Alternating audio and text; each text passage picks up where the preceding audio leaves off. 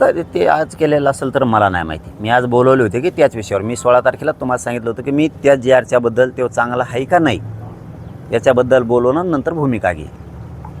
आज मी बोलवले होते त्याच विषयावर. सरकारने तो जी आर रद्द केला.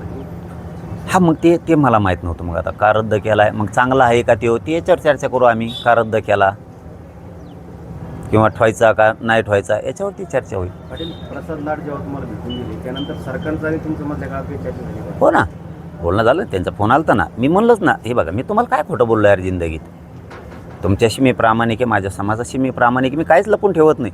पण मला फोनवर नको रे बाबा. फोननी होणार काय? तू काय सांगणार आहे सांगा मला.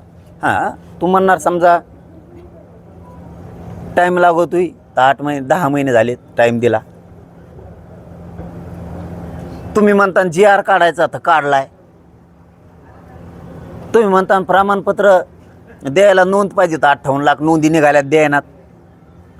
तुम्ही म्हणता व्हॅलिडिटीला अर्ज दाखल करा देतो तो केलेले आहेत. बलिदान गेलेल्या कुटुंबाला नोकऱ्या आणि त्यांचा निधी मागतोय तर बलिदान गेलेले आहेत.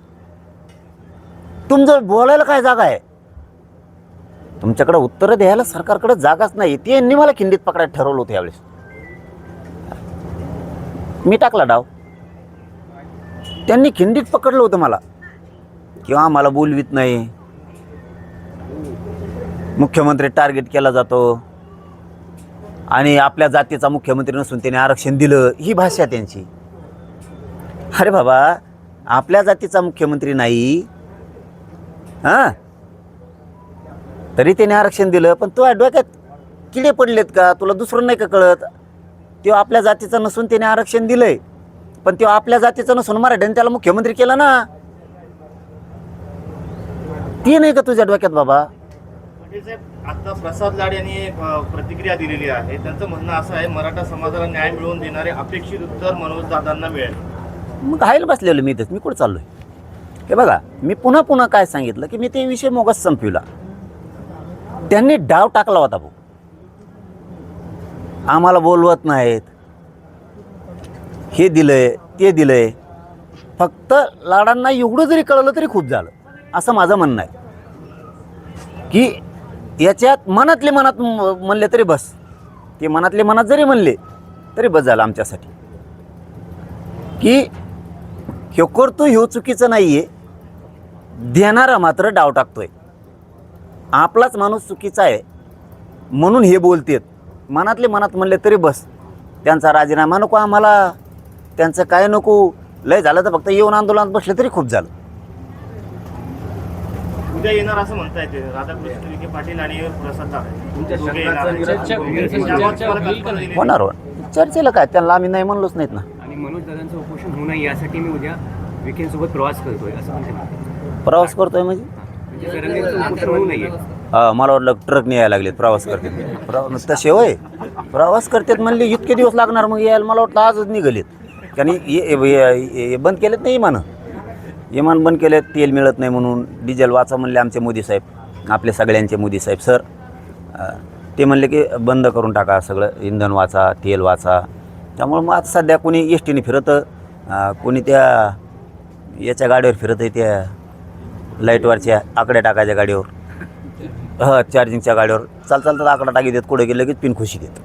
बिल भरायची गरज नाही. बिल भरायला आम्हाला लावित येत, मराठ्याला, शेतकऱ्याला. मला वाटलं एस टी फिस्टीने यायला 2-2 दिवस लागू शकतात. मधून खराब रस्ता आहे ना, येवल्यातून यायचं असलं तर मग आणखीन खराब आहे थोडा जास्तच. त्यामुळं मला वाटलं प्रवासाला निघालेत. काय तुमचे किती डाव असले ना, मराठा समाज कळून चुकला. आता सरकार गोड बोलून फसवतोय. मी यांच्या भरोश्यावर बैठका बंद केल्या की नाही सांगा बरं मीडियाचे बांधव. मी आत्तापर्यंत 3 वर्षात कधी केली अशी घटना? मी माझ्या बैठका घेत राहिलो. मी लाडांवरती विश्वास टाकला कारण शब्द तसा होता त्यांचा. उदय सामंत मुख्यमंत्री उपमुख्यमंत्र्यांना विचारून गेले का? यायला मित्राला विचारून जात असते का रे? आणि तुम्ही कसं म्हणले रीत आल्या की मी त्यांना नाहीच विचारता आलो?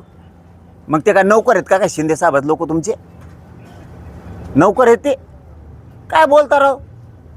तुमची बघा ती बाईट माणसाचा कंट्रोल असला पाहिजे. तुमची अशी इच्छा आहे का मराठ्याकडे येऊ नये मंत्र्यांनी, समस्या जाणून घेऊ नये? भाषा बघा. उदय सामंत तिकडे गेले, मुख्यमंत्र्याला विचारलं होतं जाताना, उपमुख्यमंत्र्याला, नोकर ठुले का तुम्ही? ते त्यांना स्वातंत्र्य नाही का काय? आणि तुम्ही काय म्हणता इथं आल्यावर? मी मुख्यमंत्र्याला विचारून आलो नाही, मी मराठा म्हणून इथं आलो. मग ते बी मित्र म्हणून आला असेल ना. तुमचं तेच खरं. टार्गेट करायचं फक्त. अजितदादांचे मंत्री जरांगे पाटलाकडे कसं काय गेले? तुम्हाला यायचं नाही, लोकाला यायचं नाही. तुमची गाय कवा बी ती म्हैस खाटीची मासाडा, दूधच देत नाही कवा बी.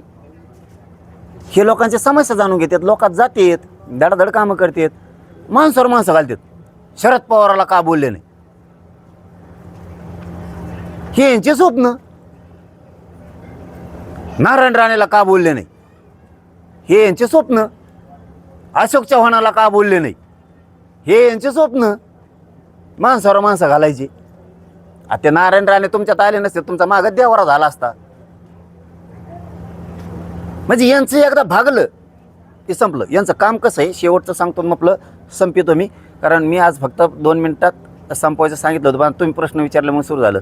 यांचं काम असं आहे फडणवीस साहेबाचं, आमचे दैक तीर्थापुरील व्यापारी होता आणि ते लय खौट जाऊनच व्यापारी होतं.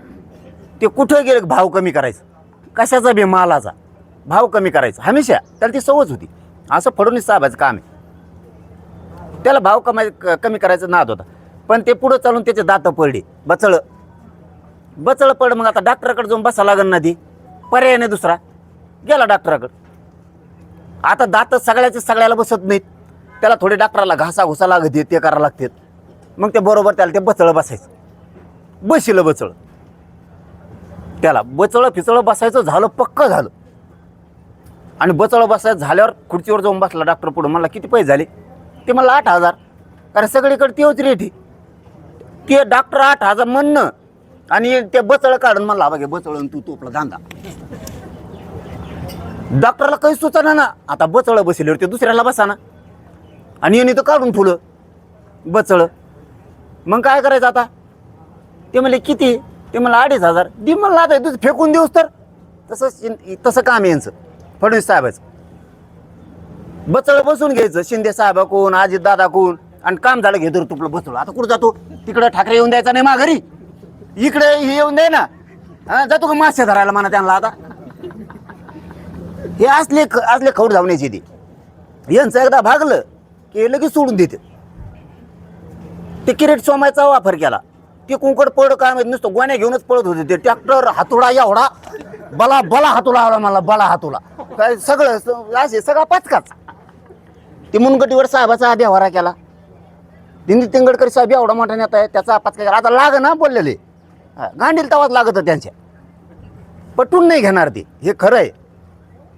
त्या खडसेचा कार्यक्रम केला.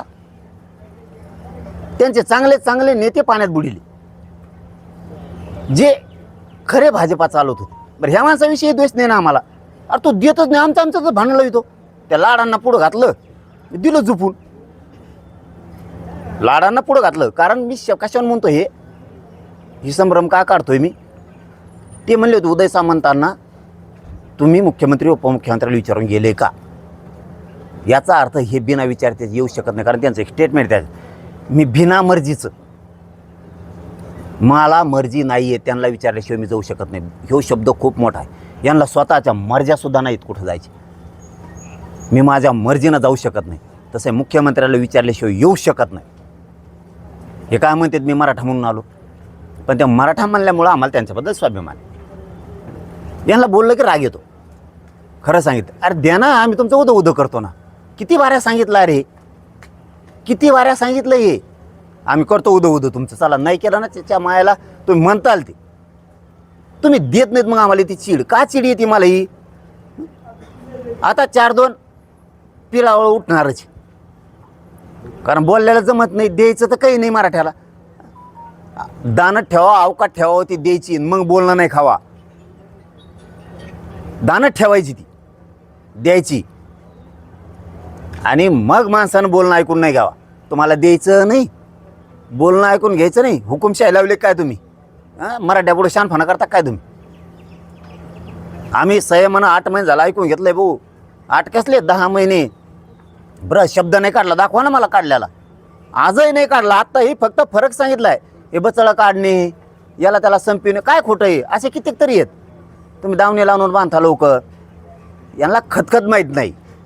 हे बघा पत्रकार भाऊ, यांना खतखत माहीत नाही. यांचं काय स्वभाव आहे, यांची एखाद्या ठिकाणी 10 एकर जमीन आहे.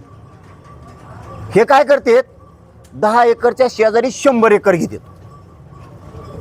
आणि मित्र पाहुणे रावळे आले की हे काय सांगतात माहिती आहे का, ही सगळी प्रॉपर्टी आपली आहे. ही त्याला माहीतच नाही दादागिरीने घेतलेली ती म्हणून. आत खतखत आहे, असंतोष आहे. तुम्हाला मनाने यावं कोणी म्हणा मला पैशाची लय अडचणी, माझी ही जमीन विकत घ्या. तुम्ही दादागिरीने घेतली, तळतळाट येतो. असंतोष आहे, प्रचंड खतखत आहे तुमच्याविषयी. सगळ्या पक्षात, तुमच्यासुद्धा स्वतःच्या. तुम्ही कधी नव्हे ते 6-7 गट केलेत तुमच्याच याच्यात. एवढी प्रचंड मोठी खतखत आहे. आणि का रुसतात माझ्यावर मराठ्याचे आमदार मंत्री खासदार, का रुसतात माझ्यावर? काय चूक केली मी? आम्ही काय घोडं मारलं तुमचं? आम्ही गरिबाच्या लेकराला आरक्षण मागतो. तुम्ही सगळ्या भाजपचे आमदार मराठ्याचे मंत्री यांनी त्या फडणवीस साहेबांकडे जाऊन बसलं पाहिजे, सांगितलं पाहिजे देणारे आरक्षण एकदाचं. मला काय नाव ठेवता? मी तुमच्या लेकरासाठी, तुमच्या कार्यकर्त्यासाठी भांडतोय, मराठ्यांच्या लेकराच्या कल्याणासाठी भांडतोय. मला काय नाव ठेवता? तुम्हाला जर बोलणं ऐकून घ्यायची तुमच्या क्षमता नसेल तर कामं करून दाखवावं लागतात, स्वच्छ वागावं लागतं. याला बोलन त्याला बोलन म्हणजे आम्हाला अंगावर घालता का एकामेकाच्या? हां काय मी काय सुपारी घेणारा दिसलो का तुम्हाला?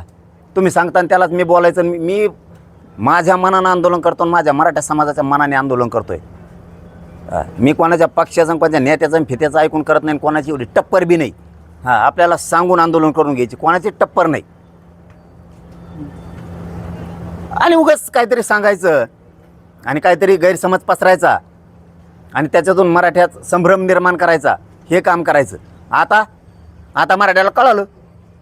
हे त्या दिवशी म्हणत होते 100% देवेंद्र फडणवीस साहेब आरक्षण देतात म्हणून लाडभाऊ आले. आता मराठ्याने ओळखलं हे किती चालू आहेत म्हणून. यांनी कशा मराठ्यात संभ्रम निर्माण केला. आता मराठे दाखवतात त्यांना आता कसं असतं.